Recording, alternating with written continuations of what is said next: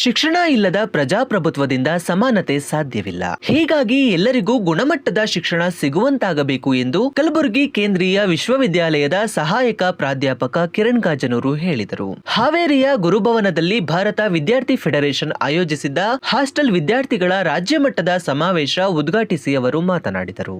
ರೈತ, ಕಾರ್ಮಿಕ, ದಲಿತ, ಕೂಲಿಕಾರ ಎಲ್ಲಾ ಮನಸ್ಸುಗಳು ಸೇರಿ ಹಾಸ್ಟೆಲ್ ವಿದ್ಯಾರ್ಥಿಗಳ ಈ ಸಮಾವೇಶಕ್ಕೆ ಜೊತೆಯಾಗಿದ್ದು ಐಕ್ಯ ಹೋರಾಟದ ಸೂಚಕವಾಗಿದೆ. ಇದು ಚಾರಿತ್ರಿಕ ಮಹತ್ವ ಪಡೆದುಕೊಂಡಿದೆ. ಈ ದೇಶಕ್ಕೆ ಸ್ವಾತಂತ್ರ್ಯ ಬಂದಿದೆ, ಆದರೆ ಪ್ರಜಾಪ್ರಭುತ್ವ ಇನ್ನೂ ಜಾರಿಯಾಗದಿರುವುದು ಆತಂಕದ ಸಂಗತಿ. 63% ವಿದ್ಯಾರ್ಥಿಗಳು ಉನ್ನತ ಶಿಕ್ಷಣದಿಂದ ವಂಚಿತರಾಗುತ್ತಿದ್ದಾರೆ. ಇದು ದೇಶ, ರಾಜ್ಯದ ಬೆಳವಣಿಗೆಗೆ ಹಿನ್ನಡೆಯಾಗಿದೆ ಎಂದು ಆತಂಕ ವ್ಯಕ್ತಪಡಿಸಿದರು.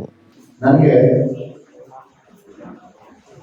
ನಿಮ್ಮನ್ನ ಉದ್ದೇಶಿಸಿ ಮಾತಾಡೋದಕ್ಕೆ ಒಂದು ನೈತಿಕತೆ ಇದೆ. ಆ ನೈತಿಕತೆ ಏನು ಅಂತಂದ್ರೆ, ನಾನು ಸಹ ನನ್ನ ಸ್ನಾತಕೋತ್ತರ ಪದವಿಯನ್ನ ಸರ್ಕಾರಿ ಹಾಸ್ಟೆಲ್ನಲ್ಲೇ ಇದ್ದು ಅಲ್ಲಿರುವ ಎಲ್ಲ ಸಮಸ್ಯೆಗಳನ್ನ ನಡುವೆಗೆ ಸ್ನಾತಕೋತ್ತರ ಪದವಿಯನ್ನ ಪೂರೈಸಿರೋದ್ರಿಂದ ಮತ್ತು ನನಗೆ ಹಾಸ್ಟೆಲ್ ಬದುಕಿನ ಅನುಭವ ಇರೋದ್ರಿಂದ ತಮ್ಮನ್ನ ಉದ್ದೇಶಿಸಿ ಮಾತಾಡೋದಕ್ಕೆ ನನಗೊಂದು ವೈಯಕ್ತಿಕವಾದ ನೈತಿಕತೆ ಇದೆ. ಅದರ ಆಚೆಗೆ ಒಂದು ಮುಖ್ಯವಾದ ವಿಷಯವನ್ನ ನನ್ನ ವೈಯಕ್ತಿಕ ಬದುಕನ್ನೇ ನಿಮ್ಮೆಲ್ಲರಿಗೂ ಹೇಳಬೇಕು. ನಾನೇನು ಅಂತಂದ್ರೆ, ನಮ್ಮ ತಂದೆ ಶಿವಮೊಗ್ಗ ಜಿಲ್ಲೆಯ ಗಾಜನೂರಿನಲ್ಲಿ ಒಂದು ಸಣ್ಣ ಹೋಟೆಲ್ ಇಟ್ಕೊಂಡಿದ್ವಿ. ಬಹಳ ಸಣ್ಣ ಹೋಟೆಲ್ ಅದು. ಆ ಹೋಟೆಲ್ ನಡೆಸ್ತಾ ಇದ್ದಂತ ಒಬ್ಬ ತಂದೆಯ ಮಗನಾದ ನಾನು ಇವತ್ತು ಕರ್ನಾಟಕ ಕೇಂದ್ರೀಯ ವಿಶ್ವವಿದ್ಯಾಲಯದಲ್ಲಿ ಪ್ರಾಧ್ಯಾಪಕನಾಗಿದ್ದೀನಿ ಅಂತ ಏನಾದರೂ ಇದ್ರೆ, ಪ್ರಾಧ್ಯಾಪಕ ಆಗಿದ್ದೀನಿ ಅಂತ ಇದ್ರೆ, ಅದು ಕೇವಲ ನಮ್ಮ ರಾಜ್ಯದಲ್ಲಿ ಸಾರ್ವಜನಿಕ ಶಿಕ್ಷಣ ಇತ್ತು ಅನ್ನೋ ಕಾರಣ. ಸಾರ್ವಜನಿಕ ಶಿಕ್ಷಣ ಇರಲಿಲ್ಲ ಅಂತ ಹೇಳಿದ್ರೆ, ನಮ್ಮೂರಿನಲ್ಲಿ ಒಂದು ಪ್ರಾಥಮಿಕ ಶಾಲೆ ಇರಲಿಲ್ಲ ಅಂತ ಹೇಳಿದ್ರೆ, ನಮ್ಮೂರಿಂದ ಒಂದು 3 ಕಿಲೋಮೀಟರ್ ದೂರದಲ್ಲಿ ಒಂದು ಪ್ರೌಢಶಾಲೆ ಇರಲಿಲ್ಲ ಅಂತ ಹೇಳಿದ್ರೆ, ನಮ್ಮೂರಿಂದ ಒಂದು 10 ಕಿಲೋಮೀಟರ್ ದೂರದಲ್ಲಿ ಪದವಿ ಪೂರ್ವ ಕಾಲೇಜ್ ಇರಲಿಲ್ಲ ಅಂತ ಹೇಳಿದ್ರೆ, ನಮ್ಮೂರಿಂದ ಕೇವಲ ಒಂದು 20 ಕಿಲೋಮೀಟರ್ ರೇಡಿಯೇಷನ್ ಅಲ್ಲಿ ಕುವೆಂಪು ಯೂನಿವರ್ಸಿಟಿ ಇಲ್ಲ ಅಂತ ಆಗಿದ್ರೆ, ಒಬ್ಬ ಸಾಮಾನ್ಯ ಹೋಟೆಲ್ ನಡೆಸುವವರ ಮಗ MA PhD PDF ಮಾಡಿ ಸಾಧ್ಯ ಆಗ್ತಿದ್ವಿ. ಯಾಕೆ ಅಂತಂದ್ರೆ, ನನಗಿದ್ದಂತಹ ಕೌಟುಂಬಿಕ ಆರ್ಥಿಕ ಸ್ಥಿತಿಗೆ ಶಿಕ್ಷಣವನ್ನ ಕೊಳ್ಳುವಂತ ಚೈತನ್ಯ ಇರಲಿಲ್ಲ. ಸೊ ಹಾಗಾಗಿ ಇವತ್ತು ನಾನು ಏನಾಗಿದ್ದೀನೋ, ನಾನಿವತ್ತು ನಿಮ್ಮ ಮುಂದೆ ಮಾತಾಡಕ್ಕೆ ಬಂದಿದ್ದೀನೋ, ಇಲ್ಲಿ ನಿಂತಿದ್ದೀನೋ, ಇದರ ಸಂಪೂರ್ಣ ಶ್ರೇಯ ಯಾರಿಗೆ ತಲುಪಿಸಬೇಕು ಅಂತಂದ್ರೆ ಈ ದೇಶದ ಸಾರ್ವಜನಿಕ ಶಿಕ್ಷಣಕ್ಕೆ ತಲುಪಬೇಕು ಅನ್ನೋದನ್ನ ಗರ್ವನಾಗಿದೆ. ಹಾಗಾಗಿ ಸ್ನೇಹಿತರೆ, ಇವತ್ತು ನಾವು ಅತ್ಯಂತ ಒಂದು ರೀತಿಯ ವಿಚಿತ್ರವಾದ ಸನ್ನಿವೇಶದಲ್ಲಿ ಭಾರತದಲ್ಲಿ ಕನಿಷ್ಠ 60ರಿಂದ 70% ಕುಟುಂಬಗಳಿದೆ. ಈ ಕುಟುಂಬಗಳು ಇವತ್ತು ಸಹ ಬಡತನದ ಬೇಗನೆ ಬರುತ್ತಾರೆ. ಅವರಿಗೆ ಶಿಕ್ಷಣವನ್ನ ಪಡಿಬೇಕು, ಅದರಲ್ಲೂ ಕ್ವಾಲಿಟಿ ಶಿಕ್ಷಣವನ್ನು ಪಡಿಬೇಕು, ಗುಣಮಟ್ಟದ ಶಿಕ್ಷಣವನ್ನು ಪಡಿಬೇಕು ಅನ್ನುವ ಆಸೆ ಇದ್ರೂ ಸಹ ಅದನ್ನು ಸಾಧಿಸಿಕೊಳ್ಳಕ್ಕೆ ಬೇಕಾದಂತಹ ಸಂಪನ್ಮೂಲಗಳ ಕೊರತೆಯನ್ನು ಎದುರಿಸ್ತಾರೆ. ನನಗೆ ಬಹಳ ಸಂತೋಷವಾಗಿದ್ದ ವಿಷಯ ಇವತ್ತೇನು ಅಂತಂದ್ರೆ, ಹಾವೇರಿ ಅಂತ ಈ ಪಟ್ಟಣದಲ್ಲಿ ಇವತ್ತು ಈ ತರದ ಒಂದು ಸಮಾವೇಶವನ್ನ ಆಯೋಜಿಸೋದಕ್ಕೆ ಈ ಭಾಗದ ಎಲ್ಲ ಪ್ರಗತಿಪರರು ಒಟ್ಟುಗೂಡಿದ್ದಾರೆ. ಇಲ್ಲಿ SFI ಸಮಾವೇಶ ನಡೀತಾ ಇದ್ರೂ ಇಲ್ಲಿ DSS ಇದೆ, ಇಲ್ಲಿ ಬೇರೆ ಬೇರೆ ಪ್ರಗತಿಪರಿದ್ದಾರೆ, ರೈತ ಸಂಘ ಇದೆ. ಹಾಗಾಗಿ ಒಂದು ಆತಂಕದ ಕಾಲದಲ್ಲಿ ಈ ಪ್ರೋಗ್ರೆಸಿವ್ ಆಗಿ ಯೋಚನೆ ಮಾಡುವಂತ ಎಲ್ಲರೂ ಒಟ್ಟಿಗೆ ಕೂತ್ಕೊಂಡು ಒಂದು ಸಮಾವೇಶ ಮಾಡೋದಿದೆಯಲ್ಲ, ಅದು ಬಹಳ ಮುಖ್ಯ ಅಂತ ನನಗೆ ಅನ್ಸುತ್ತೆ. ಒಂದು ಭರವಸೆಯ ಹಾದಿ ಅಂತ ಅನ್ಸುತ್ತೆ. ಯಾಕೆಂದ್ರೆ ಇವತ್ತಿನ ವರ್ತಮಾನದ ಚಳುವಳಿಗಳು, ಅಂದ್ರೆ ನಿಮ್ಮ ಮಾಧ್ಯಮಗಳು ತೋರಿಸುವಂತ ಚಳುವಳಿಗಳಿದೆ, ಆ ಚಳುವಳಿಗಳು ಏನ್ ಮಾತಾಡ್ತಾ ಇದ್ದಾರೆ ಅಂತ ಹೇಳಿದ್ರೆ, ಧರ್ಮವನ್ನು ಉಳಿಸಿಕೊಳ್ಳೋದ್ರ ಬಗ್ಗೆ ಮಾತಾಡ್ತಾ ಇದೆ, ಕೆಲವೊಂದು ಮಣ್ಣನ್ನು ಉಳಿಸ್ಕೊಳ್ಳೋದ್ರ ಬಗ್ಗೆ ಮಾತಾಡ್ತಾ ಇದೆ, ಕೆಲವು ಪರಿಸರವನ್ನು ಉಳಿಸ್ಕೊಳ್ಳೋದ್ರ ಬಗ್ಗೆ ಮಾತಾಡ್ತಾ ಇದೆ. ಈ ತರದ ಚಳುವಳಿಗಳನ್ನ ನಿಮ್ಮ ಮಾಧ್ಯಮಗಳು ನಿಮಗೆ ತೋರಿಸ್ತವೆ. ಆದ್ರೆ ಜನರನ್ನ, ಬಹಳ ಮುಖ್ಯವಾಗಿ ದುಡಿಯುವ ಜನರನ್ನ, ಬಹಳ ಮುಖ್ಯವಾಗಿ ಕಾರ್ಮಿಕರನ್ನ ಬಹಳ ಮುಖ್ಯವಾಗಿ ದುಡಿಮೆಯನ್ನೇ ನಂಬಿರುವಂತಹ ಜನರ ಪ್ರಜಾಪ್ರಭುತ್ವ ಅವಕಾಶಗಳನ್ನ ಉಳಿಸಿಕೊಳ್ಬೇಕು ಅಂತ ಒಂದು ಚಳುವಳಿ ಈ ದೇಶದಲ್ಲಿ ಏನಾದರೂ ನಡೀತಾ ಇದ್ರೆ ಅದು ಎಡ ಚಿಂತನೆಗಳು ಮತ್ತು ಪ್ರೋಗ್ರೆಸಿವ್ ಪ್ರಗತಿಪರ ಚಿಂತನೆಗಳು ನಡೆಸ್ತಾ ಇರುವಂತಹ ಚಳುವಳಿಗಳು ಮಾತ್ರ. ಅವರು ಮಾತ್ರವೇ ಇವತ್ತು ದುಡಿಯುವ ಜನರ ಹಕ್ಕುಗಳ ಪರವಾಗಿ ಹೋರಾಟ ಮಾಡ್ತಾ ಇದ್ದಾರೆ. ಸೊ ಹಾಗಾಗಿ ಈ ತರದ ಸಮಾವೇಶಗಳೇನಿದೆ, ಈ ಸಮಾವೇಶ ಸಂಖ್ಯೆಯಲ್ಲಿ ಸಣ್ಣದಾಗಿದ್ರು ಸಹ ಇದೊಂದು ಚಾರಿತ್ರಿಕ ಮಹತ್ವ ಇದೆ. ಹಾಗಾಗಿ ಇದು ಚಾರಿತ್ರಿಕವಾಗಿ ಬಹಳ ಮಹತ್ವಪೂರ್ಣವಾದಂತಹ ಸಮಾವೇಶ ಇದೆ. ಯಾಕೆ ಅಂತಂದ್ರೆ ನಾವು ದುಡಿಯುವ ಜನರ ಬದುಕಿಗಾಗಿ ಒಂದು ಚಳುವಳಿಯನ್ನು ನಿರ್ವಹಿಸ್ತಾ ಇದ್ದೇವೆ. ನೀವೆಲ್ಲರೂ ಬಾವುಟ ಇಟ್ಕೊಂಡು ಬರ್ತಾ ಇದ್ರೆ ಆ ಬಾವುಟದಲ್ಲಿ 3 ಮುಖ್ಯವಾದ ಪದಗಳಿವೆ: ಸ್ವಾತಂತ್ರ್ಯ, ಪ್ರಜಾಪ್ರಭುತ್ವ ಮತ್ತು ಸಮಾಜವಾದ. ನನಗೆ ಬಹಳ ಮುಖ್ಯ ಅನಿಸಿದ್ದೇನು ಅಂತಂದ್ರೆ ಪ್ರಜಾಪ್ರಭುತ್ವ. ಈ ದೇಶಕ್ಕೆ 1947ರಲ್ಲಿ ಸ್ವಾತಂತ್ರ್ಯ ಬಂತು.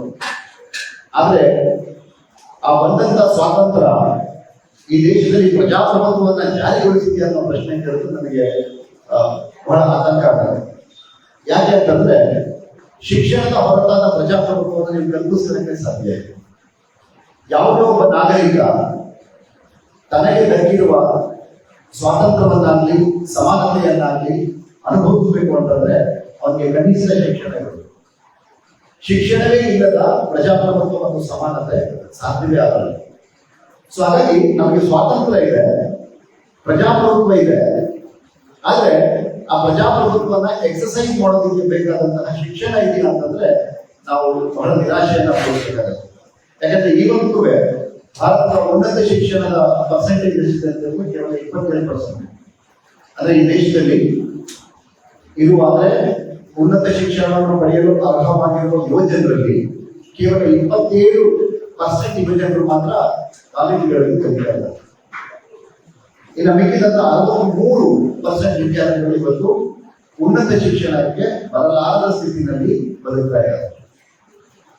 ಕಾಂಟ್ರಡಿಕ್ಷನ್ ಅವ್ರಿಗೆ ಹೇಗಿದೆ ಅಂತಂದ್ರೆ, ಒಂದು ಕಡೆ GDP-ನಲ್ಲಿ ನಮ್ಮ ಮಾಧ್ಯಮಗಳು ಬಹಳ ಪ್ರಚಾರ ಕೊಡ್ತಾ ಇದ್ದಾರೆ ಸಂಗತಿಗಳಿಗೆ. GDP-ನಲ್ಲಿ ಭಾರತ 4ನೇ ಸ್ಥಾನದಲ್ಲಿದೆ. ನಿಮ್ಮ ವಾಟ್ಸ್ಆಪ್ ಮತ್ತು ಫೇಸ್ಬುಕ್ ಯೂನಿವರ್ಸಿಟಿಗಳು ಈ ತರದ ಮೆಸೇಜ್ ಅನ್ನು ಬಹಳ ನಿಮಗೆ ತಲುಪಿಸ್ತಾ ಇರ್ತಾರೆ. GDP-ನಲ್ಲಿ ಭಾರತ 4ನೇ ಸ್ಥಾನದಲ್ಲಿದೆ. ಆದ್ರೆ ಹಸಿರಿನ ಸೂಚ್ಯಂಕದಲ್ಲಿ ಭಾರತ 134ನೇ ಸ್ಥಾನದಲ್ಲಿದೆ. ಇದು ಹೆಂಗಿದು? ರಾಷ್ಟ್ರೀಯ ಉತ್ಪನ್ನದಲ್ಲಿ ನಾವು ಜಗತ್ತಿನ 4ನೇ ಸ್ಥಾನದಲ್ಲಿದ್ದೀವಿ. ಆದ್ರೆ ಹಸಿದವರ ಸಂಖ್ಯೆಯಲ್ಲಿ ಈ ಜಗತ್ತಿನಲ್ಲಿರುವ ಹಸಿರಿನಿಂದ ಬಳಸ್ತಾ ಇರುವ ರಾಷ್ಟ್ರಗಳ ಸಂಖ್ಯೆಯಲ್ಲಿ ನಾವು 134ನೇ ಸ್ಥಾನದಲ್ಲಿ. ಯಾಕೆ ಈ ವೈರುಧ್ಯ ಇದೆ? ಯಾಕೆ ಈ ವೈರುಧ್ಯ ಇದೆ ಅನ್ನೋದನ್ನ ನೀವು ಯೋಚನೆ ಮಾಡದೆ ಹೋದ್ರೆ ನಾವು ಈ ದೇಶದಲ್ಲಿ ಪ್ರಜಾಪ್ರಭುತ್ವವನ್ನು ನೆಲೆಗೊಳಿಸಲಿಕ್ಕೆ ಸಾಧ್ಯ ಇಲ್ಲ. ಈ ದೇಶದ GDP ಏನಿದೆ, ಈ ದೇಶದ GDP ಈ ದೇಶದ ದುಡಿಯುವ ವರ್ಗದ ಎಲ್ಲರ ದುಡಿಮೆಯ ಪ್ರತಿಫಲ. ಆದ್ರೆ ಆ ದುಡಿಮೆಯ ಪ್ರತಿಫಲವನ್ನ ಈ ದೇಶದ ಎಲ್ಲ ದುಡಿಮೆಗಾರರಲ್ಲಿ ಸಮಾನವಾಗಿ ಹಂಚಲ್ಪಡ್ತಿದೆಯಾ ಅಂತಂದ್ರೆ ಇಲ್ಲ. ಅಂದ್ರೆ ಈ ದೇಶದ GDP ಅನ್ನೋದು ಕೇವಲ 2 ಜನರ ಪಾಲಾಗಿದೆ. ಸೊ ಹಾಗಾಗಿ ನಮ್ಮಲ್ಲಿ ಇವತ್ತು ಅಪಾರವಾದಂತಹ ಒಂದು ಅಸಮಾನತೆಯನ್ನು ನಾವು ಎದುರಿಸ್ತಾ ಇದ್ದೇವೆ. ಸೊ ಅಸಮಾನತೆ ಹೇಗಿದೆ ಅಂತಂದ್ರೆ, ನಾನು ನಿಮಗೆ ಒಂದು ಸಣ್ಣ ಎಕ್ಸಾಂಪಲ್ ಹೇಳ್ತೀನಿ. ನಾನು ಜನರಲ್ಲಿ ಈ ಯಾವ್ದಾದ್ರು ನಗರಗಳಿಗೆ ಹೋದಾಗ ನೀವು ಸುಮ್ಮನೆ ಯಾವ್ದಾದ್ರು ಮಾಲ್ಗಳಿಗೆ ಹೋಗಿ ನೋಡಿ. ಈ ಮಾಲ್ಗಳಲ್ಲಿ ನಿಮ್ಮದೇ ವಯಸ್ಸಿನ ಮಕ್ಕಳು ಕೆಲಸ ಮಾಡ್ತಾ ಇರ್ತಾರೆ. ಅಂದ್ರೆ ಅವ್ರನ್ನ ಸುಮ್ಮನೆ ಮಾತಾಡಿ ನೋಡಿ. ಅವರ ವರ್ಕಿಂಗ್ ಸ್ಟೈಲ್ ಹೇಗಿದೆ ಅಂತಂದ್ರೆ, ಬೆಳಿಗ್ಗೆ 7:30 8 ಗಂಟೆಗೆ ಬರ್ತಾರೆ, ಶಾಪ್ ಎಲ್ಲ ಕ್ಲೀನ್ ಮಾಡ್ತಾರೆ, 10 ಗಂಟೆಗೆ ಬಿಸ್ನೆಸ್ ಸ್ಟಾರ್ಟ್ ಆಗುತ್ತೆ, ಸಂಜೆ 7 ಗಂಟೆ ತನಕ ಕೆಲಸ ಮಾಡ್ತಾರೆ. ಅಂದ್ರೆ ಒಂದು ದಿನಕ್ಕೆ ಕನಿಷ್ಠ 12ರಿಂದ 14 ಗಂಟೆಗಳ ಕಾಲ ಅವರ ಕೆಲಸದ ಅವಧಿ ಇರ್ತದೆ. ಆ ಕೆಲಸದ ಅವಧಿನಲ್ಲಿ ಅವರಿಗೆ ಕೂತ್ಕೊಳ್ಳೋಕೆ ಸಿಗುವಂತ ಸಮಯ not more than half an hour. ಅರ್ಧ ಗಂಟೆಗೂ ಕೂತ್ಕೊಳ್ಳೋಕೆ ಕೆಲಸ ಮಾಡೋದಿಲ್ಲ. It's standing job. ಅಂದ್ರೆ ಇವತ್ತು ಮಾರುಕಟ್ಟೆಯಲ್ಲಿ ನಿಮಗಿರುವ ಉದ್ಯೋಗಗಳು, ಬಹುತೇಕ ಉದ್ಯೋಗಗಳು ನಿಂತು ಮಾಡುವಂತ ಉದ್ಯೋಗಗಳು ಅಂತ ನಾವು ಹೇಳ್ತೀವಿ, ಸ್ಟ್ಯಾಂಡಿಂಗ್ ಜಾಬ್ಸ್ ಅಂತ. ಒಂದು 18-19 ವರ್ಷದ ವಯಸ್ಸಿನ ಹೆಣ್ಮಗಳು ಅಥವಾ 18-19 ವರ್ಷದ ಯುವಕ ದಿನಕ್ಕೆ 12 ಗಂಟೆಗಳ ಕಾಲ ನಿಂತ್ಕೊಂಡೇ ಕೆಲಸ ಮಾಡ್ತಾ ಒಂದು 5 ವರ್ಷ ಕೆಲಸ ಮಾಡ್ತಾರೆ ಅಂತಂದ್ರೆ ಅವ್ರು ಏನಾಗ್ತಾರೆ ಅಂತ ನೀವು ಊಹಿಸ್ಕೊಂಡು ಬಂದ್ರೆ ಅಂದ್ರೆ ನಿಮಗೆ ಇವತ್ತು ನಿಮ್ಮ ಹೊರಗಡೆ ಇರುವಂತ ಉದ್ಯೋಗಗಳ ಗುಣಮಟ್ಟ ಅಂತ ಆಗುತ್ತೆ. ನಮ್ಮದೊಂದು ಸುಳ್ಳನ್ನ ಬಹಳ ಪ್ರಭಾವಿಯಾಗಿ ಪ್ರಚಾರ ಮಾಡ್ತಾರೆ ಏನು ಅಂತಂದ್ರೆ ಖಾಸಗೀಕರಣ ಉದ್ಯೋಗಗಳನ್ನ ಸೃಷ್ಟಿಸುತ್ತೆ ಅಂತ. ಆದ್ರೆ ಈ ಖಾಸಗೀಕರಣ ಸೃಷ್ಟಿಸಿರುವ ಉದ್ಯೋಗಗಳ ಗುಣಮಟ್ಟದ ಬಗ್ಗೆ ಯಾರು ಮಾತಾಡಲ್ಲ. ಹೌದು, ಇವತ್ತು ಖಾಸಗೀಕರಣ ಉದ್ಯೋಗ ಸೃಷ್ಟಿ ಮಾಡಿದೆ. ಯಾವ್ದಾದ್ರು ಉದ್ಯೋಗ ಸೃಷ್ಟಿ ಮಾಡಿದೆ. ಗಾರ್ಮೆಂಟ್ ಹೆಣ್ಮಕ್ಳು ಇವತ್ತು ಕೆಲಸ ಮಾಡ್ತಾ ಇದ್ದಾರೆ, ಓಲಾ ಕ್ಯಾಬ್ ಡ್ರೈವರ್ಸ್ ಇದ್ದಾರೆ, ಝೊಮ್ಯಾಟೊ ಡೆಲಿವರಿ ಬಾಯ್ ಇದ್ದಾರೆ, ಟ್ರೆಂಡ್ ಅಥವಾ ಈ ತರದ ದೊಡ್ಡ ದೊಡ್ಡ ಮಾಲ್ಗಳಲ್ಲಿ ಕೆಲಸ ಮಾಡೋ ಹೆಣ್ಮಕ್ಳಿದ್ದಾರೆ, ಗಂಡ್ಮಕ್ಳಿದ್ದಾರೆ. ಅವರ ಗುಣಮಟ್ಟ ಹೇಗಿದೆ? ಕನಿಷ್ಠ ಮೂಲಭೂತ ಹಕ್ಕುಗಳನ್ನ, ಕನಿಷ್ಠ ದುಡಿಯುವ ವಾತಾವರಣ, ಆರೋಗ್ಯಕರ ದುಡಿಯುವ ವಾತಾವರಣಗಳಿಂದ ವಂಚಿತರಾಗುವಂತಹ ಉದ್ಯೋಗಗಳನ್ನ ಇವತ್ತು ಖಾಸಗಿ ವಲಯ ಸೃಷ್ಟಿ ಮಾಡಿದೆ. ಬಟ್ ಅದು ದುರಂತ ನೋಡಿ, ಆ ತರದ ಉದ್ಯೋಗಗಳಿಗೆ ಅದು ದೊಡ್ಡ ಸ್ಪರ್ಧೆ ಇದೆ. ಕನಿಷ್ಠ ಅದಾದ್ರೂ ಸಿಗಲಿ ಅಂತ.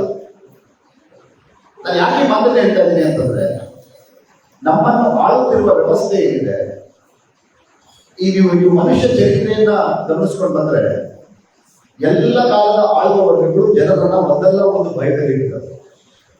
ಆರಂಭದಲ್ಲಿ ಆ ಭಯ ಹಿಂಸೆಯ ಭಯ ಆಗಿದೆ. ಅಂದ್ರೆ ನಾನು ಅವನ ವಿರುದ್ಧ ಮಾತಾಡಿದ್ರೆ ಅವನು ನನ್ನನ್ನು ಕೊಂದು ಬಿಡಬಹುದು ಅನ್ನುವಂಥ ಹಿಂಸೆಯ ಭಯ ಇದೆ. ಆ ನಂತರದಲ್ಲಿ ಬೆಳವಣಿಗೆ ಆಗ್ತಾ ಯುದ್ಧದ ಭಯ ಈ ಜಗತ್ತನ್ನು ಆವರಿಸಿದೆ. ಮೊದಲನೇ ಮಹಾಯುದ್ಧ, ಎರಡನೇ ಮಹಾಯುದ್ಧಗಳನ್ನ. ಬಟ್ ಇವತ್ತು 21ನೇ ಶತಮಾನದಲ್ಲಿ ನಮ್ಮೆಲ್ಲರೂ ಆವರಿಸಿರುವಂತಹ ಬಹಳ ದೊಡ್ಡ ಭಯ ಯಾವುದು ಅಂತ ಹೇಳಿದ್ರೆ ಅನ್ಸರ್ಟನಿಟಿ ಅಂತ ಹೇಳ್ತೀವಿ, ಅಭದ್ರತೆ. ಯಾರಿಗೂ ಭದ್ರತೆ ಇಲ್ಲ, ಯಾವ ಉದ್ಯೋಗಕ್ಕೂ ಭದ್ರತೆ ಇಲ್ಲ.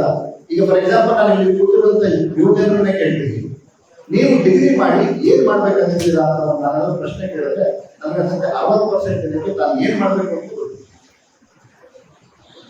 ಅಂದ್ರೆ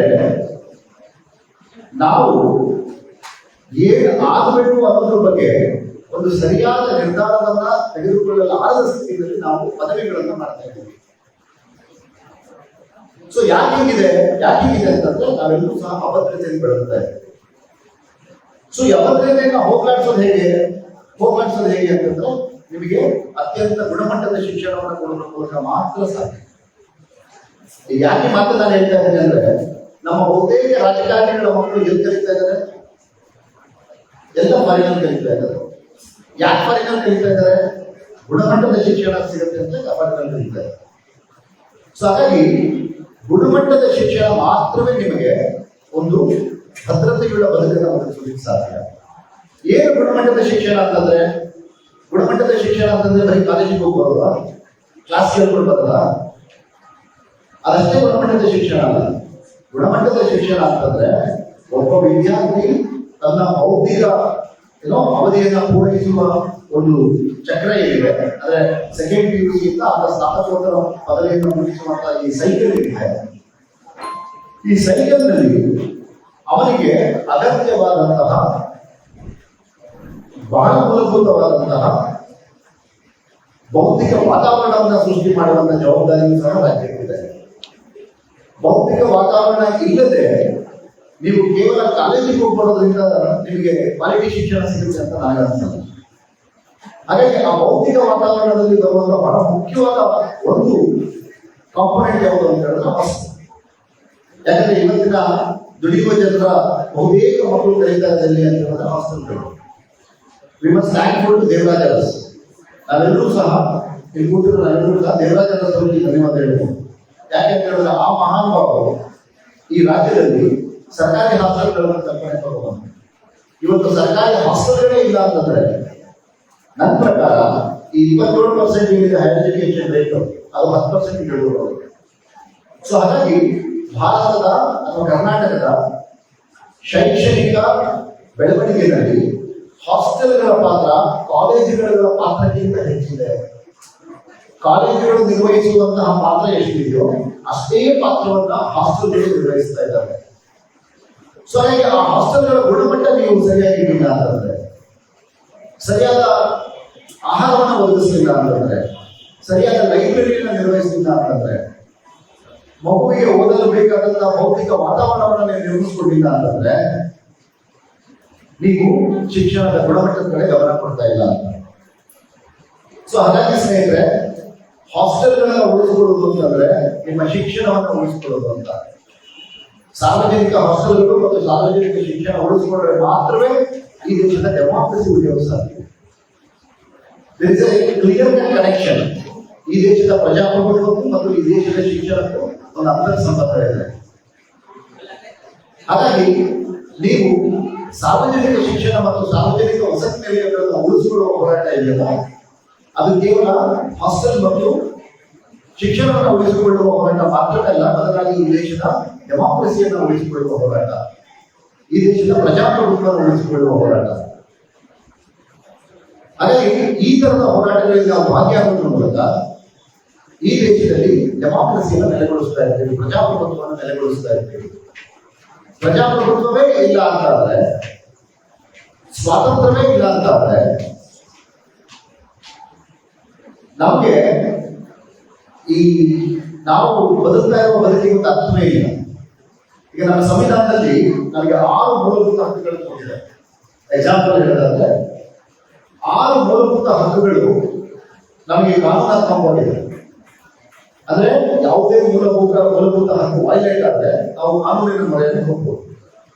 ಆದ್ರೆ ನಮಗಿರುವ ಈ 6 ಮೂಲಭೂತ ಹಕ್ಕುಗಳನ್ನ ಸಮಾನವಾಗಿ ಅನುಭವಿಸುವಂತಹ ಸ್ವಾತಂತ್ರ್ಯ ಎಷ್ಟು ಬೇಕಿದೆ ಈ ದೇಶದಲ್ಲಿ ಎನ್ನುವ ಪ್ರಶ್ನೆ ಕೇಳಿದ್ರೆ ಮೇ ಬಿ 1-2% ಜನ ಈ 6 ಮೂಲಭೂತ ಹಕ್ಕನ್ನ ಆಕ್ಸೆಸ್ ಮಾಡ್ತಿರ್ಬೋದು.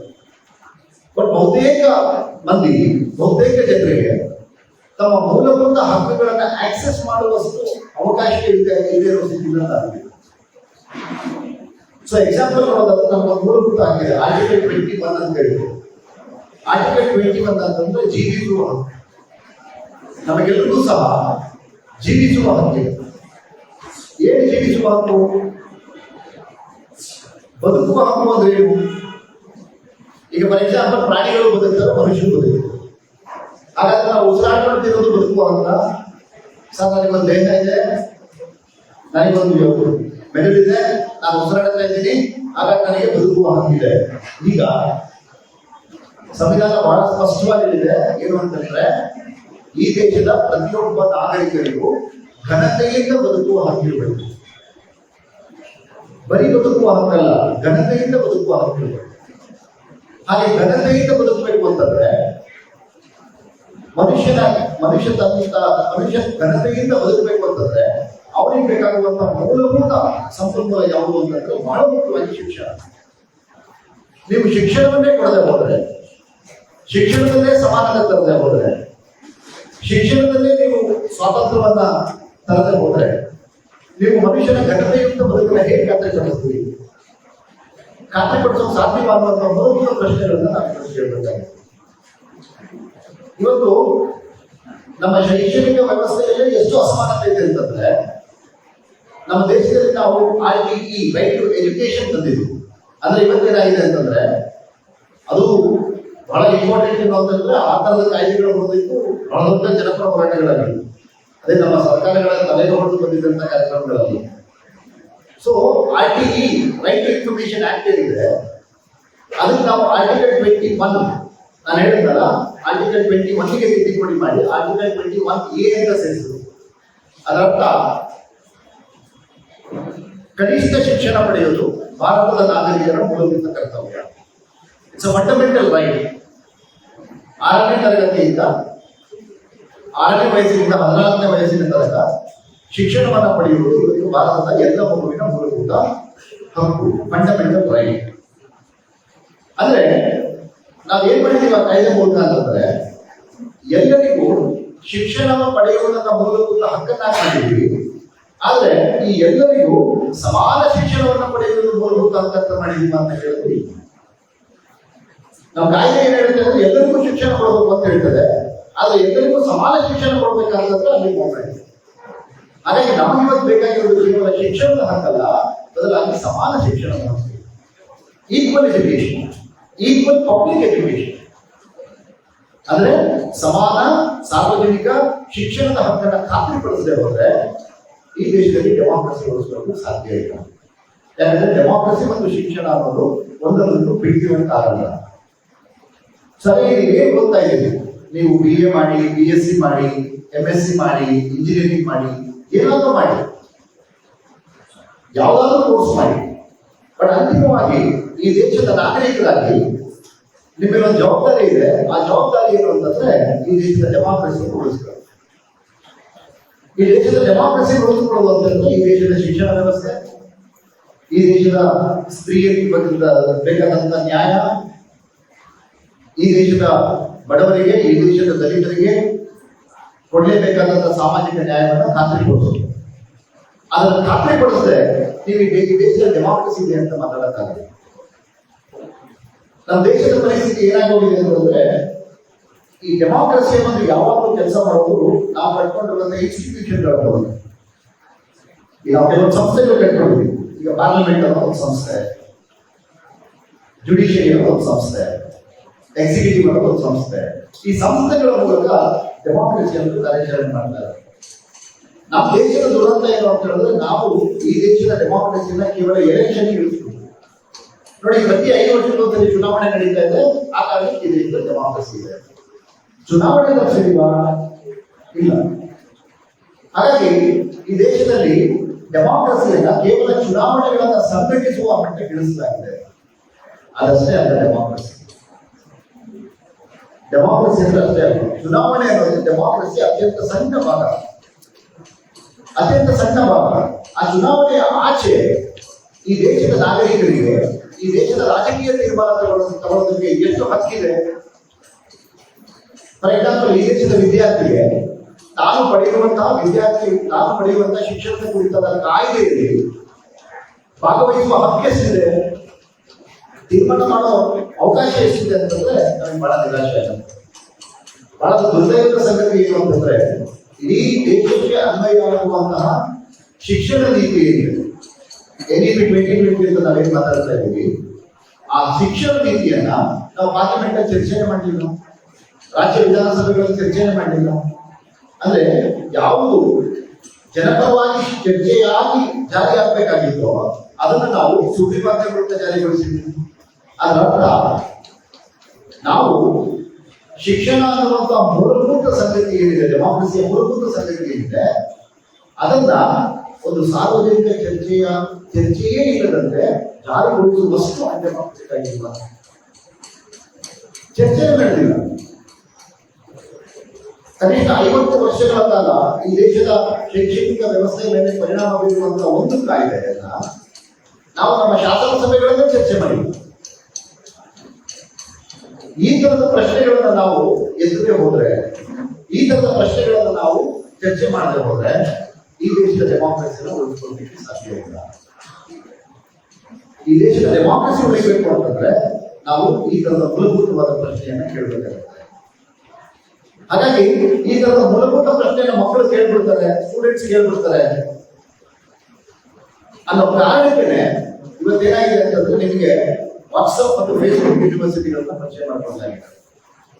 ಈ ವಾಟ್ಸಪ್ ಮತ್ತು ಫೇಸ್ಬುಕ್ ಯೂನಿವರ್ಸಿಟಿಗಳು ನಿಮಗೆ ಎಷ್ಟು ತಪ್ಪು ಮಾಹಿತಿಗಳನ್ನ ಕೊಡ್ತವೆ ಅಂತಂದ್ರೆ ನಿಮಗೆ ಇದೊಂದು ಮಾಹಿತಿಗಳಲ್ಲಿ 3 ಇದೆ: ಇನ್ಫಾರ್ಮೇಶನ್, ಮಿಸ್ಇನ್ಫಾರ್ಮೇಶನ್ ಅಂಡ್ ಇಲ್ ಇನ್ಫಾರ್ಮೇಶನ್.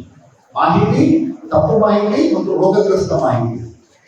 ನಿಮಗೆ ಇವತ್ತು ವಾಟ್ಸಪ್ ಮತ್ತು ಫೇಸ್ಬುಕ್ ಅಲ್ಲಿ ಬರ್ತಾ ಇರೋದು ಮಾಹಿತಿಯೂ ಅಲ್ಲ, ತಪ್ಪು ಮಾಹಿತಿಯೂ ಅಲ್ಲ, ಬದಲಾಗಿ ರೋಗಗ್ರಸ್ತ ಮಾಹಿತಿ. ಸೊ ಈ ರೋಗಗ್ರಸ್ತ ಮಾಹಿತಿಯ ಮೂಲಕ ಇವತ್ತಿನ ಯುವಜನಮಾನವನ್ನ, ಅವರ ಆಲೋಚನೆಗಳನ್ನ ಇವತ್ತು ಚಿವುಟುವ ಕೆಲಸಗಳನ್ನ ಬಹಳ ಎಫೆಕ್ಟಿವ್ ಆಗಿ ಮಾಡಲಾಗ್ತಾ ಇದೆ. ಸೊ ಅದಕ್ಕೆ ಎಲ್ಲ ಸಂಗತಿಗಳ ಬಗ್ಗೆ ನಮಗೆ ಅರಿವಿರಬೇಕಾಗುತ್ತೆ. ಸೊ ಎಲ್ಲ ಸಂಗತಿಗಳ ಬಗ್ಗೆ ನಮಗೆ ಅರಿವಿಲ್ಲ ಅಂತಂದ್ರೆ ನಾವು ಈ ದೇಶದ ಪ್ರಜಾಪ್ರಭುತ್ವದ ಚಳುವಳಿಗೆ ಬರಲಾಗ ಸಾಧ್ಯ ಇಲ್ಲ. ಸೊ ಹಾಗಾಗಿ ಸ್ನೇಹಿತರೆ, ನಿಮ್ಮ ಮುಂದೆ ಒಂದು ಬಹಳ ದೊಡ್ಡ ಚಾಲೆಂಜ್ ಇದೆ. ಆ ಚಾಲೆಂಜ್ ಏನು ಅಂತಂದ್ರೆ ಈ ದೇಶದಲ್ಲಿ ನಾವು ಸಾಂವಿಧಾನಿಕವಾಗಿ ಒಪ್ಪಿಕೊಂಡಿರುವಂತಹ ಡೆಮಾಕ್ರಸಿಯನ್ನು ಉಳಿಸೋದು. ಡೆಮಾಕ್ರಸಿ ಉಳಿಸೋದು ಹೇಗೆ? ಧರ್ಮೋತ್ಸವಗಳ ಡೆಮಾಕ್ರಸಿ ಉಳಿತದ ಅಥವಾ ರಾಷ್ಟ್ರಪತಿಯನ್ನು ಉಳಿಸಿದ ಡೆಮಾಕ್ರಸಿ ಉಳಿತದ? ಇಲ್ಲ. ಈ ದೇಶದಲ್ಲಿ ಡೆಮಾಕ್ರಸಿ ಉಳಿಬೇಕು ಅಂತಂದ್ರೆ ಮೊದಲು ಶಿಕ್ಷಣವನ್ನು ಉಳಿಸ್ಕೋಬೇಕು, ಸಾರ್ವಜನಿಕ ಶಿಕ್ಷಣವನ್ನು ಉಳಿಸ್ಕೋಬೇಕು. ಸಾರ್ವಜನಿಕ ಶಿಕ್ಷಣವನ್ನು ಉಳಿಸ್ಕೊಳ್ತೇ ಹೋದ್ರೆ, ಲಿಂಗ ಸಮಾನತೆಯನ್ನು ಉಳಿಸ್ಕೊಳ್ತೇ ಹೋದ್ರೆ, ಸಾರ್ವಜನಿಕವಾದಂತಹ ಹಾಸ್ಟೆಲ್ಗಳನ್ನು ಉಳಿಸ್ಕೊಳ್ತೇ ಹೋದ್ರೆ ಈ ದೇಶದ ಡೆಮಾಕ್ರಸಿ ಉಳಿಯೋಕೆ ಸಾಧ್ಯ ಇಲ್ಲ. ಬಟ್ ನಮ್ಮ ಚರ್ಚೆಗಳೇನು ಧರ್ಮವನ್ನು ಉಳಿಸ್ಕೊಳ್ಳೋದ್ರ ಮೂಲಕ ಪ್ರಜಾಪ್ರಭುತ್ವ ಉಳಿಸ್ಕೊತಿದ್ದೀವಿ. It's not possible. ಅದು ಆಗೋದಿಲ್ಲ. ಅದೇ ಬೇರೆ ಚರ್ಚೆ, ಇದೇ ಬೇರೆ ಚರ್ಚೆ. ಡೆಮಾಕ್ರಸಿ ಉಳಿಬೇಕು ಅಂತಂದ್ರೆ ಈ ದೇಶದ ಶಿಕ್ಷಣ ಉಳಿಬೇಕು.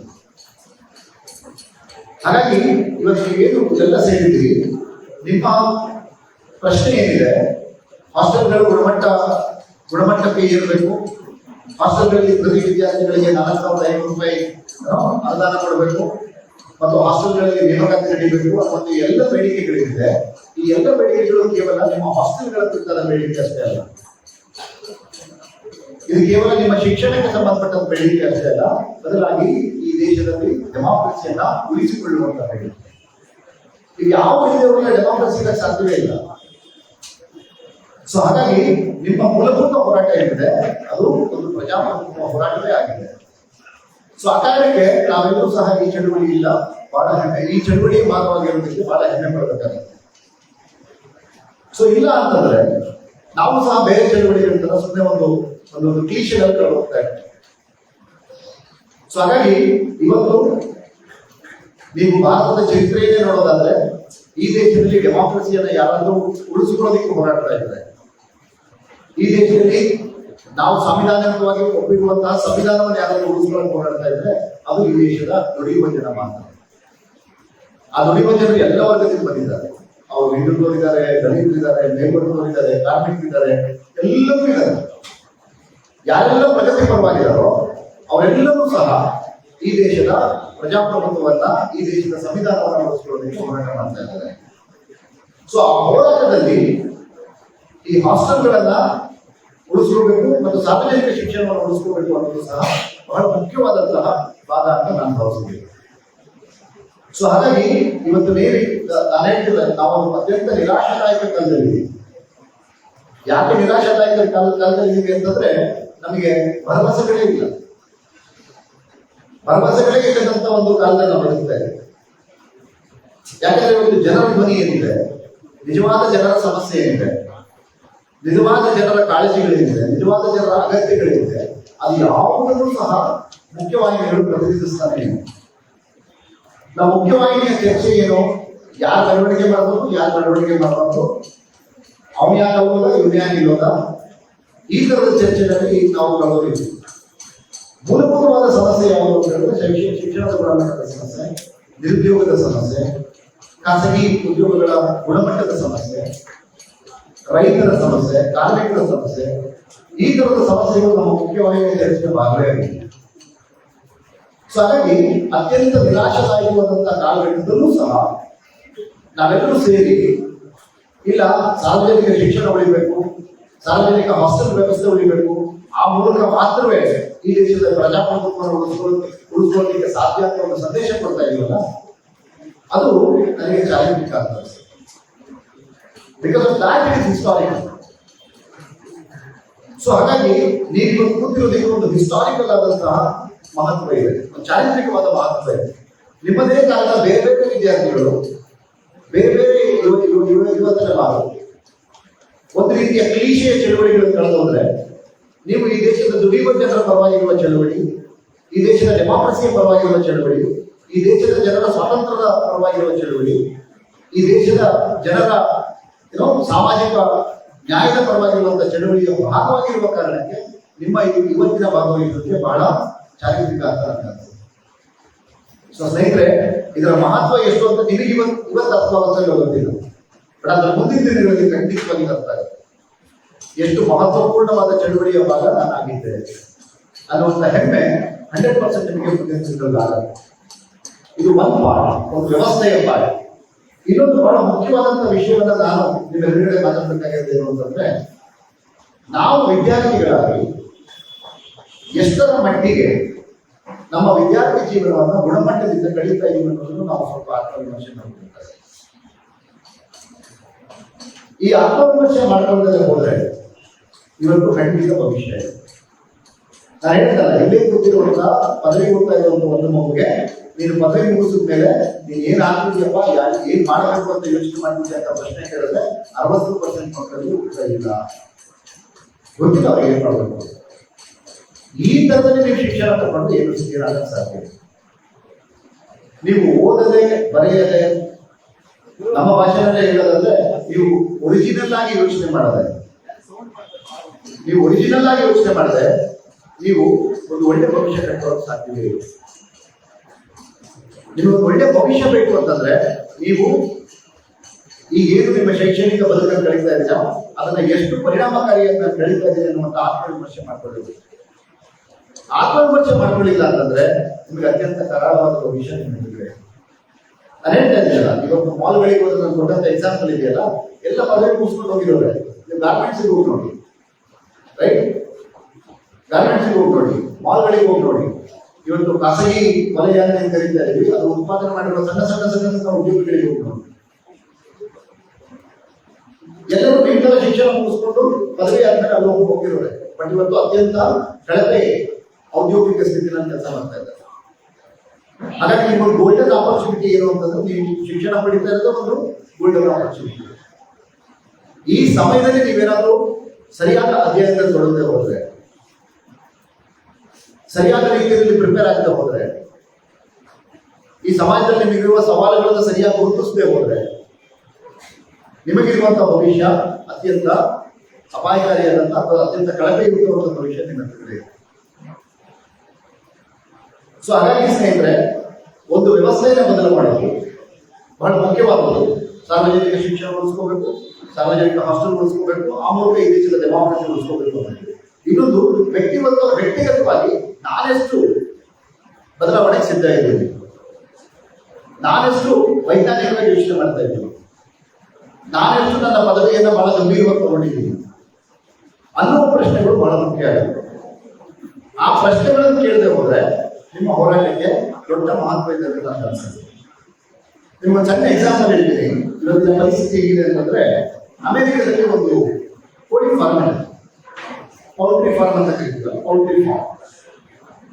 ಇವತ್ತಿನ ಇಂಡಸ್ಟ್ರಿಯಲೈಸೇಷನ್ ಏನ್ ಮಾಡಿದೆ ಅಂತಂದ್ರೆ, ಉತ್ಪಾದನೆಗಳನ್ನ ಲೇನ್ ಉತ್ಪಾದನೆ ಅಂತ ಕರೀತಾರೆ. ಲೇನ್ ಉತ್ಪಾದನೆ ಅಂದ್ರೆ ಒಂದು ಲೈನಲ್ಲಿ ವರ್ಕರ್ಸ್ ಅಂತ ಇರ್ತಾರೆ. ಆ ಲೈನಲ್ಲಿ ಅವರಿಗೆ ಸಂಬಂಧಪಟ್ಟ ಕೆಲಸ ಮಾತ್ರ ಮಾಡೋದು. ಅಂದ್ರೆ ಒಂದು ಬಾಟಲ್ ಬರುತ್ತೆ, ಬಾಟಲ್ ಕ್ಯಾಪ್ ಹಾಕೋದಷ್ಟೇ ಕೆಲಸ. 8 ಗಂಟೆಗಳ ಬರೀ ನೀನು ಕ್ಯಾಪ್ ಹಾಕೋದಷ್ಟೇ ಕೆಲಸ. ನೀನು ನಿಂತಿದ್ದೆ, ಬಾಟಲ್ ಬರ್ತಾ ಇರುತ್ತೆ, ನೀನು ಕ್ಯಾಪ್ ಹಾಕೋದು ಇಷ್ಟೇ. ಅಮೆರಿಕದ ಒಂದು ಪೌಲ್ಟ್ರಿ ಫಾರ್ಮ್ ಇದೆ, ಅದು ಚಿಕನ್ ಮಾಂಸವನ್ನ ಸಂಸ್ಕರಣೆ ಮಾಡುವಂತಹ ಫಾರ್ಮ್. ಅಲ್ಲಿ ಲೇನ್ ಮ್ಯಾನುಫ್ಯಾಕ್ಚರಿಂಗ್ ಇದೆ. ಈ ಲೇನ್ ಮ್ಯಾನುಫ್ಯಾಕ್ಚರ್ ಅಂದ್ರೆ ನೀವು ಒಂದ್ ಕಡೆ ನಿಂತ್ಕೊಂಡು ನಿಮಗೆ ವಹಿಸಿದ ಕೆಲಸವನ್ನ 1 ಸೆಕೆಂಡ್ ಬಿಡುಗಡೆ ಮಾಡ್ತಾ ಹೋಗ್ಬೋದು. ಮಧ್ಯದಲ್ಲಿ ಒಂದು 4 ಗಂಟೆ ಆದ್ಮೇಲೆ 10 ನಿಮಿಷದ ಬ್ರೇಕ್ ಇರುತ್ತೆ. ಬಯಾಲಜಿಕಲ್ ಬ್ರೇಕ್ ಅಂತ ಕರೀತೀವಲ್ಲ, 10 ನಿಮಿಷದ ಬಯಾಲಜಿಕಲ್ ಬ್ರೇಕ್ ಇರುತ್ತೆ.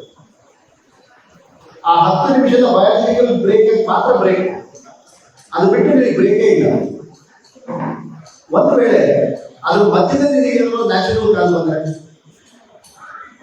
ಅದ್ರ ಮಧ್ಯದಲ್ಲಿ ನಿನಗೇನೋ ಬಯಾಲಜಿಕಲ್ ನೀಡ್ ಬಂದ್ರೆ ನೀವು ಕಾಣ್ಬೋದು. ಹಾಗಾಗಿ ಏನ್ ಮಾಡಿದ್ದಾರೆ ಅಂತಂದ್ರೆ, ಅಲ್ಲಿ ಉದ್ಯೋಗಿಗಳು ಕೆಲಸಕ್ಕೆ ನಿಲ್ಲುವ ಪೂರ್ವದಲ್ಲಿ ಅವರಿಗೆ ಡೈಪರ್ ಹಾಕಿ ನಿಲ್ಲಿಸ್ತಾರೆ. ನೀವು ಮಗು ಡೈಪರ್ ಹಾಕಿರೋದು ಕೇಳಿದಿರಲ್ವಾ? ರೈಟ್? ಮಗು ಡೈಪರ್ ಹಾಕಿರೋದು ಕೇಳಿದ್ದೀರಾ? ಕಾರ್ಮಿಕರಿಗೆ ಡೈಪರ್ ಹಾಕಿ ಕೆಲಸ ಮಾಡುವಂತ ಸ್ಥಿತಿ ಇದ್ದಾರೆ. ನೀವು ಬೇಕಾಗಿ ನಿಮ್ಮ ಪರಿಚಯ ಯಾವ್ದಾದ್ರು ಸಾಫ್ಟ್ವೇರ್ ಕಂಪನಿಯಲ್ಲಿ ಕೆಲಸ ಮಾಡುವ ವಿದ್ಯಾರ್ಥಿ ಕೇಳಿ, ಉದ್ಯೋಗಿ ಕೇಳಿ. ಇವತ್ತು ಅಲ್ಲೆರಿಸಮ್ ಹೆಂಗ್ ಬಂದಿದೆ ಅಂತಂದ್ರೆ, 8 ಗಂಟೆಯಲ್ಲಿ ಕೆಲಸ ಮಾಡ್ತೀಯ ಅಂತಂದ್ರೆ ನೀನು ಮೌಸನ್ನ ಎಷ್ಟು ಸರಿ ಅಲ್ಲಾಡಿಸ್ತೀಯ ಅನ್ನೋದನ್ನು ಕೌಂಟ್ ಮಾಡುತ್ತೆ. ಅಂದ್ರೆ 8 ಗಂಟೆ ಕೆಲಸದ ಅವಧಿನಲ್ಲಿ ಆವರೇಜ್ ನೀನು ಕೆಲಸ ಮಾಡಿದ್ಯಾ ಅಂತಂದ್ರೆ ನಿನ್ನ ಲ್ಯಾಪ್ಟಾಪ್ ನ ಮೌಸ್ ಅನ್ನ ಇಷ್ಟು 1000 ಬಾರಿ ನೀನು ಬಳಸಿರ್ಬೇಕು ಅನ್ನುವಂತ ನಿಯಮಗಳು ಇದೆ. ನೀನು ಬಳಸಲಿಲ್ಲ ಅಂತಂದ್ರೆ ನಿನ್ನ ಆನ್ಯುವಲ್ ರಿಪೋರ್ಟ್ ಅಲ್ಲಿ ನೀನು ಕೆಲಸ ಮಾಡಿಲ್ಲ ಅಂತ ಬರ್ತದೆ.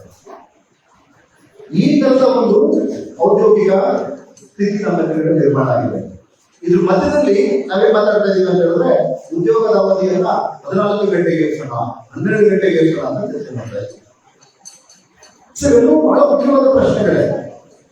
ಈ ಎಲ್ಲ ಪ್ರಶ್ನೆಗಳು ನಿಮಗೆ ಸಂಬಂಧಪಟ್ಟ ಪ್ರಶ್ನೆಗಳೇ. ಈ ಪ್ರಶ್ನೆಗಳ ಕುರಿತು ನೀವು ಯೋಚನೆ ಮಾಡಿಲ್ಲ ಅಂತಂದ್ರೆ, ಈ ರೀತಿಯ ಔದ್ಯೋಗಿಕ ಗುಣಮಟ್ಟದ ಬಗ್ಗೆ ನಾವು ಯೋಚನೆ ಮಾಡಿಲ್ಲ ಅಂತಂದ್ರೆ, ನಾವು ಈ ದೇಶದ ಡೆಮಾಕ್ರಸಿ ಬಗ್ಗೆ ಯೋಚನೆ ಮಾಡ್ತಿಲ್ಲ ಅಂತ. ನಾನು ಹೇಳ್ತಾ ಇದ್ದಿಲ್ಲ, ಡೆಮಾಕ್ರಸಿ ಉಳಿಸ್ಕೊಳ್ಳೋದು ಅಂತಂದ್ರೆ ಡೆಮಾಕ್ರಸಿ ಉಳಿಯಲಿ ಅಂತ ಮಾತಾಡೋದಲ್ಲ. ಡೆಮಾಕ್ರಸಿಯನ್ನ ಉಳಿಸಿಕೊಳ್ಳಬಹುದಾದಂತಹ ಔದ್ಯೋಗಿಕ ಸ್ಥಿತಿ, ಶೈಕ್ಷಣಿಕ ಸ್ಥಿತಿ, ಸಾಮಾಜಿಕ ಸ್ಥಿತಿ ಇರಬೇಕು ಅಂತ ಹೇಳಿ ಹೋರಾಟ ಮಾಡ್ತೀವಿ. ಡೆಮಾಕ್ರೆಟಿಕ್ ಆದಂತಹ ಶೈಕ್ಷಣಿಕ ಸ್ಥಿತಿ, ಸಾಮಾಜಿಕ ಸ್ಥಿತಿ ಮತ್ತು ಆರ್ಥಿಕ ಸ್ಥಿತಿ ಇಲ್ಲದೆ ಡೆಮಾಕ್ರಸಿ ಇದೆ ಅಂತ ಮಾತಾಡಿದ್ರೆ ಡೆಮಾಕ್ರಸಿ ಆಗಲ್ಲ. ಹಾಗಾಗಿ ಸ್ನೇಹಿತರೆ, ಈ ಚಳುವಳಿಗೂ ಚಾರಿತ್ರಿಕ ಮಹತ್ವ ಇದೆ. ನೋಡಿ, ಹಾವೇರಿ ಅಂತ ನಾನು ಪೂಜಾ ಬಗ್ಗೆ ಮಾತಾಡ್ತಾ ಇದ್ದೆ. ಹಾವೇರಿ ಅಂತ ಈ ನಗರದಲ್ಲಿ ಇವತ್ತೊಂದು ಸರ್ಕಾರಿ ಇಂಜಿನಿಯರಿಂಗ್ ಕಾಲೇಜ್, ಸರ್ಕಾರಿ ಮೆಡಿಕಲ್ ಕಾಲೇಜ್, ಇಷ್ಟು ಹಾಸ್ಟೆಲ್ಗಳು ಬಂದಿದೆ ಅಂತ ಹೇಳಿದ್ರೆ ಅದಕ್ಕೆ ಜನಪರ ಚಟುವಟಿಕೆಗಳಿದ್ದಾವೆ. ಬಹಳ ಮುಖ್ಯವಾಗಿ SFI ಅಂತ ಹೇಳ್ತಾರೆ. SFI ಬಂದಿದ್ದಿದೆ, ಚಾರಿತ್ರಿಕವಾಗಿ SFI ಹೋರಾಟ ಮಾಡಲು ಹೋಗಿದ್ದಿದ್ರೆ ಹಾವೇರಿ ಅಂತ ಜಿಲ್ಲೆಯಲ್ಲಿ ಇವತ್ತೊಂದು ಸರ್ಕಾರಿ ಮೆಡಿಕಲ್ ಕಾಲೇಜು, ಸರ್ಕಾರಿ ಇಂಜಿನಿಯರಿಂಗ್ ಕಾಲೇಜು, ಸರ್ಕಾರಿ ಹಾಸ್ಟೆಲ್ಗಳು ಸಾಧ್ಯವೇ ಆಗಿದೆ. ಆ ಹಾಸ್ಟೆಲ್ ಆ ಹೋರಾಟ ಇದ್ದಿದ್ದ ಕಾರಣಕ್ಕೆ ಅದೆಲ್ಲ ಬಂದಿದೆ, ಅದೆಲ್ಲ ಇದ್ದಿದ್ದ ಕಾರಣಕ್ಕೆ ನೀವೆಲ್ಲ ಬಂದಿದೆ. ಸೊ ಹಾಗಾಗಿ ಈ ಜನ ಹೋರಾಟಕ್ಕೆ ಚರಿತ್ರೆ ಇರ್ತದೆ. ಇವತ್ತು ನೋಡಿ, ಇವತ್ತು ಇಡೀ ದಕ್ಷಿಣ ಕನ್ನಡ ಜಿಲ್ಲೆ ಬುದ್ಧಿವಂತರ ಜಿಲ್ಲೆ ಅಂತ ಕರಿತಾ ಇದ್ದೀವಿ. ಇಡೀ ದಕ್ಷಿಣ ಕನ್ನಡ ಜಿಲ್ಲೆಯನ್ನ ಬುದ್ಧಿವಂತರ ಜಿಲ್ಲೆ ಅಂತ ಕರಿತಾ ಇದ್ದೀವಿ. ಇಡೀ ದಕ್ಷಿಣ ಕನ್ನಡ ಜಿಲ್ಲೆಯಲ್ಲಿ ಒಂದು ಸರ್ಕಾರಿ ಮೆಡಿಕಲ್ ಕಾಲೇಜ್ ಇರಲಿಲ್ಲ. ಸರ್ಕಾರಿ ಮೆಡಿಕಲ್ ಕಾಲೇಜ್ ಇರಲಿಲ್ಲ. ಇತ್ತೀಚೆಗೆ ಚರ್ಚೆ ನಡೀತದೆ ಒಕ್ಕೂರು ಮಾಡಬೇಕು ಅಂತ. ಯಾಕಂದ್ರೆ ಸರ್ಕಾರಿ ಮೆಡಿಕಲ್ ಕಾಲೇಜ್ ಬಂದ್ರೆ ಖಾಸಗಿ ಮೆಡಿಕಲ್ ಕಾಲೇಜ್ ಅವರಿಗೆ ತೊಂದರೆ ಬರುತ್ತೆ ಅಂದ್ರೆ ಸರ್ಕಾರಿ ಮೆಡಿಕಲ್ ಕಾಲೇಜ್ ಬಂದಿರಲಿಲ್ಲ. ಸೊ ಹಾಗಾಗಿ ಸ್ನೇಹಿತರೆ, ಇವತ್ತು ನೀವೇನು ಬಿಳಿ ಬಾವುಟವನ್ನ ಹಿಡ್ಕೊಂಡು ನಡೀತಾ ಇದ್ದೀವಿ, ಆ ಬಿಳಿ ಬಾವುಟದ ಮೇಲೆ ಬಹಳ ಮುಖ್ಯವಾದ ಒಂದು ಪದ ಇದೆ. ಯಾವುದು ಅಂತ ಹೇಳಿದ್ರೆ ಸ್ವಾತಂತ್ರ್ಯ ಮತ್ತು ಪ್ರಜಾಪ್ರಭುತ್ವ. ಈ ಸ್ವಾತಂತ್ರ್ಯ ಮತ್ತು ಪ್ರಜಾಪ್ರಭುತ್ವವನ್ನು ಉಳಿಸ್ಕೊಳ್ಳೋದೇ ಯಾವ ರೂಪದಲ್ಲಿ ಅಂತಂದ್ರೆ, ನಾನು ಹೇಳ್ತೇನೆ, ಶಿಕ್ಷಣ ಉಳಿಸ್ಕೊಳ್ಳೋದ್ರ ಮೂಲಕ, ಬಹಳ ಮುಖ್ಯವಾಗಿ ಸಾರ್ವಜನಿಕ ಶಿಕ್ಷಣ ಉಳಿಸೋದ್ರ ಮೂಲಕ, ಕಾರ್ಮಿಕರ ಹಕ್ಕುಗಳನ್ನು ಸಂರಕ್ಷಣೆ ಮಾಡೋದ್ರ ಮೂಲಕ, ಸಾಮಾಜಿಕ ನ್ಯಾಯವನ್ನು ನೆರವೇರಿಸೋದ್ರ ಮೂಲಕ ಮಾತ್ರ ಈ ದೇಶದ ಸ್ವಾತಂತ್ರ್ಯ ಮತ್ತು ಡೆಮಾಕ್ರಸಿ ಉಳಿಸ್ಕೊಳ್ಳೋಕೆ ಸಾಧ್ಯ. ಅದು ಎರಡು ಉಳಿದ್ರೆ ಸಮಾಜವಾದ ತಾನೇ ಬರುತ್ತೆ. ಸಮಾಜವಾದವನ್ನು ನಾವು ಸೃಷ್ಟಿ ಮಾಡೋದಕ್ಕೆ ಇಲ್ಲ. ಸ್ವಾತಂತ್ರ್ಯ ಮತ್ತು ಪ್ರಜಾಪ್ರಭುತ್ವನ ಖಾತ್ರಿಪಡಿಸಿದ್ರೆ ಸಮಾಜವಾದ ವ್ಯವಸ್ಥೆ ಸೃಷ್ಟಿಯಾಗುತ್ತೆ. ಸೊ ಹಾಗಾಗಿ ನಮಗೆ ಬಹಳ ಮುಖ್ಯವಾಗಿರುವಂತದ್ದು ಏನು ಅಂತಂದ್ರೆ ಸ್ವಾತಂತ್ರ್ಯ ಮತ್ತು ಸಮಾಜವಾದ. ಇದು ಬಹಳ ಮುಖ್ಯವಾದಂತಹ ಒಂದು ಘಟನೆ, ಒಂದು ಸಂಗತಿ ನಾವು ನೆನಪಿಟ್ಟುಕೊಳ್ಳಬೇಕಾಗುತ್ತೆ. ಅದರ ದುರಂತ ಏನು ಅಂದ್ರೆ ನಮ್ಮನ್ನ ಒಂದು ಕಾಲ್ಪನಿಕ ಯುದ್ಧದಲ್ಲಿ ತಲುಪಿದ್ದಾರೆ. ಒಂದು ಎಕ್ಸಾಂಪಲ್ ನಾನು ತೋರಿಸ್ತೀನಿ. ಒಂದು ಯುರೋಪ್ ನಲ್ಲಿ ಒಬ್ಬ ವ್ಯಕ್ತಿ ಅದು ಆತ್ಮಚರಿತ್ರೆ ಬರೀತಾರೆ. ನೋಡಿ, ನಾನು ಸೈನಿಕ ನಾನಿದ್ದೆ, ನಾನು ನನ್ನ ದೇಶಕ್ಕಾಗಿ 16 ಯುದ್ಧಗಳನ್ನು ಮಾಡಿದೆ. ಆ ಯುದ್ಧದಲ್ಲಿ ನಾನು ನನ್ನ ಕಾಲುಗಳನ್ನು ಕಳ್ಕೊಂಡೆ, ಮನೆಗೆ ಬಂದೆ, ಬಹಳ ನೋವಿನಿಂದ ನನ್ನ ದಿನಗಳನ್ನು ತೋರ್ತಾ ಇದ್ದೆ. ಆಗ ನನ್ನ ನಾಯಿ ಪರಿಚಯ ಆಯಿತು. ಆ ನಾಯಿ ನಾನು ತುಂಬಾ ಪ್ರೀತಿಸೋಕೆ ಶುರು ಮಾಡೋದು, ನಾನು ಆ ನಾಯಿನ ತುಂಬಾ ಪ್ರೀತಿಸೋಕೆ ಶುರು ಮಾಡಿದೆ. ನಮ್ಮಿಬ್ಬರು ನಡುವೆ ಅತ್ಯುತ್ತಮವಾದ ಬಾಂಧವ್ಯ ಬೆಳೆದಿತ್ತು. ನಾನೆಲ್ಲ ಬೇಕು ಬೇಡಗಳನ್ನ ಆ ನಾಯಿ ಜೊತೆ ಹಿಡ್ಕೊತಾ ಇದ್ದೆ. ಅದು ನನಗೆ ರಿಯಾಕ್ಟ್ ಮಾಡ್ತಾ ಇತ್ತು. ನಾನು ಎಲ್ಲರೂ ನಾಯಿ ನನ್ನ ಜೊತೆ ಬರ್ತಾ ಇತ್ತು. ಪ್ರತಿದಿನ ರಾತ್ರಿ ನಾನು ಊಟ ಮಾಡಕ್ಕೆ ಹೋಟೆಲ್ಗೆ ಹೋಗ್ತಾ ಇದ್ದೆ. ನಾಯಿ ಬಂದು ಆ ಹೋಟೆಲ್ಗಳನ್ನ ಕಾಯ್ಕೊಂಡು ಕೂತಿರ್ತಿತ್ತು. ನಾನು ಊಟ ಮಾಡ್ಕೊಂಡು ನನ್ನ ಮನೆ ಕರ್ಕೊಂಡು ಹೋಗ್ತಾ ಇದ್ದೆ. ಬಟ್ ಒಂದಿನ ನಾನು ಊಟ ಮಾಡಕ್ಕೆ ಹೋದ್ರೆ ನನ್ನ ನಾಯಿ ನನ್ನ ಜೊತೆ ಬಂತು. ನಾನು ಒಳಗಡೆ ಊಟ ಮಾಡಕ್ಕೆ ಹೋಗಿದ್ದೆ. ಆ ಊರಿನ ಪಕ್ಕದ ಊರವರು ಒಂದು ಆಟ ಆಡಕ್ಕೆ ಯೋಚನೆ ಮಾಡಿದ್ರು. ಆ ಆಟ ಯಾವುದು? ಯುದ್ಧದ ಆಟ. ಆ ಹಳ್ಳಿಯ ಆ ಹೋಟೆಲ್ ಪಕ್ಕದಲ್ಲಿದ್ದ ಹಳ್ಳಿ ಊರು ಒಂದು ಯುದ್ಧದ ಆಟವನ್ನು ಆಡಬೇಕು ಅಂತ ಯೋಚನೆ ಮಾಡಿದ್ರು. ಆ ಯುದ್ಧದ ಆಟಕ್ಕೆ ಶತ್ರು ಬೇಕಲ್ಲ. ಯಾರು ಶತ್ರು ಯುದ್ಧದ ಆಟಕ್ಕೆ? ಅವ್ರಿಗೆ ಸಿಗಿ ಶತ್ರು ನನ್ನ ನಾಯಿ. ನನ್ನ ನಾಯಿ ಶತ್ರು ಅಂತ ಭಾವಿಸ್ಕೊಂಡು ಅದನ್ನ ಹೊಡೆದುಕೊಂಡಾದ್ರು. ಇವತ್ತು ನಮ್ಮ ನಡೀತಾ ಇರುವಂತಹ ಯುದ್ಧ ಇತ್ತು. ನಮಗೊಂದು ಕಾಲ್ಪನಿಕ ಶತ್ರುವನ್ನು ಕೊಡಲಾಗಿದೆ. ಆ ಕಾಲ್ಪನಿಕ ಶತ್ರು ಜೊತೆ ಹೋರಾಡಿ ಅಂತ ನಮ್ಮನ್ನು ಬಿಡಲಾಗಿದೆ. ಸೊ ಹಾಗಾಗಿ ಈ ತರದ ಯುದ್ಧಗಳಿಂದ ನಾವು ಎಚ್ಚರಿಕೆಯಿಂದಿರಬೇಕು. ಆ ಎಚ್ಚರಿಕೆ ಇದ್ದರೆ ಮಾತ್ರವೇ ನಾವು ಪಡಿತಾ ಇರುವಂತಹ ಶಿಕ್ಷಣ, ನಾವು ಪಡಿತಾ ಇರುವಂತಹ ಮೌಲ್ಯ ಇವೆಲ್ಲವೂ ಸಹ ವೈಜ್ಞಾನಿಕವಾಗಿರೋ ಸಾಧ್ಯ. ಇಲ್ಲ ಅಂತಂದ್ರೆ ಮುಂದಿನ ದಿನಗಳು ಅತ್ಯಂತ ದುರ್ಬಲವಾದ ದಿನಗಳನ್ನು ನಾವು ನೋಡಬೇಕಾಗುತ್ತೆ.